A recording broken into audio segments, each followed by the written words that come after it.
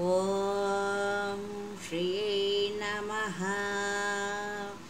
ఈశానాం జగతోస్య వెంకటపతే విష్ణోః పరాం ప్రేయసీం తద్వక్షస్థల నిత్యవాసరసికాం తచ్ఛాంతి సంవర్ధినీం పద్మాలంకృతపాణిపల్లవయుగాం పద్మాసనస్తాం శ్రియం వాత్సల్యాదిగుణోజ్వలాం భగవతీం వందే జగన్మాతరం. ఓం శ్రీమాత్రే నమః. ఓం శ్రీమాత్రే నమః. ఓం శ్రీమాత్రే నమః. జగన్మాత దర్శనం. ఒక భక్తుడు గాయత్రీదేవిని దర్శించాలి అనే పట్టుదలతో ఏకాంతంగా ఉండే ప్రదేశానికి వెళ్ళి తపస్సు చేయడం మొదలుపెట్టాడు. అతను నిర్మించుకున్న పర్ణశాల అవి చూసి దారిన పోయే ఒక గొల్లవాడు ఒకరోజు వచ్చి ఒక చెంబుడు పాలు ఇచ్చి వెళుతూ ఉండేవాడు. అతను రోజు వచ్చి చెంబుతో పాలు గుమ్మం బయట పెట్టి అయ్యా అని అరిస్తే ధ్యానంలో ఉండే ఆ స్వామి వచ్చి ఆ చెంబు తీసుకొని లోనికి వెళ్ళి నిన్న తెచ్చిన చెంబును బయట ఇచ్చేవాడు. రోజు ఇలా జరుగుతూ ఉండేది. స్వామి 24 లక్షల పునశ్చరణ చేశాడు, గాయత్రి జపం చేశాడు. అయినా అమ్మ దర్శనం కాలేదు. విసుగెత్తిపోయాడు.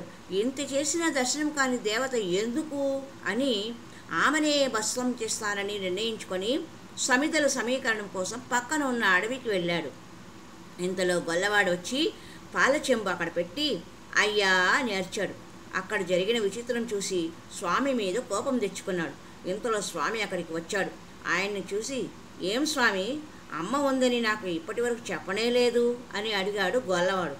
ఆశ్చర్యపోయిన ఆ స్వామి ఏమిటి, ఏం మాట్లాడుతున్నావు? అందుకు గొల్లవాడు మీరు అబద్ధం చెప్తున్నారు.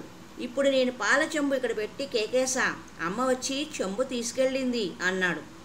అదిరిపోయిన స్వామి నువ్వు అమ్మను చూసావా అని అడిగాడు. అందుకు గొల్లవాడు అమ్మ బయటకు రాలా, కానీ చేతితో తీసుకుంది, నా ఖాళీ చెంబు ఇక్కడ పెట్టింది అన్నాడు. ఆ చేతిని వర్ణించమన్నాడు స్వామి. గొల్లవాడు చేసిన వర్ణన ఆ జగన్మాత ధ్యాన శ్లోకానికి దగ్గరగా ఉంది. ఒళ్ళు పులకరించిన స్వామి లోనికి పరిగెత్తాడు. గొల్లవాడిని లోపలికి రమ్మన్నాడు. లోపల పాలు కాచి నివేదనకు సిద్ధంగా ఉన్నాయి. చూసావా స్వామి, మీరు అబద్ధం చెబుతున్నారు అని బయటకు వెళ్ళాడు గొల్లవాడు. అప్పుడు ఏడ్చాడు స్వామి, ఇంత దయలేదా నా మీద మాత అని. అప్పుడు జగన్మాత మాటలు వినిపించి నువ్వు చేసిన పాప ప్రక్షాళనకే ఇన్నేళ్లు పట్టింది, అది తీరిపోయింది, ఇకపై నీకు దర్శనం అవుతుందిలే అంటూ స్వామి చెప్పింది. స్వామి మళ్ళీ ధ్యానంలో మునిగిపోయాడు పరిపూర్ణ విశ్వాసంతో. మనము భగవదారాధన చేసేటప్పుడు భగవత్ సాక్షాత్కారం ఎందుకు కలగలేదు, మనము ఇన్నేళ్ళు చేశాము అని మనలో ఒక అనుమానం మొదలవుతుంది. అంటే మనలో మనం గత ఎన్నో జన్మల క్రితం చేసిన ఆ దోషాల పరిహారానికే ఎంతకాలం పడుతుంది.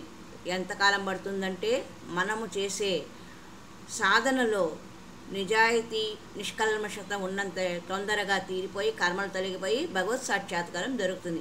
అది అందులో జాప్యం జరిగితే 100 ఏళ్ళు తపస్సు చేసిన భగవత్ ప్రాప్తి జరగదు అన్నది ఉదాహరణకే ఈ జగన్మాత దర్శనము కథలో మనకు తెలిసిన సందేశం.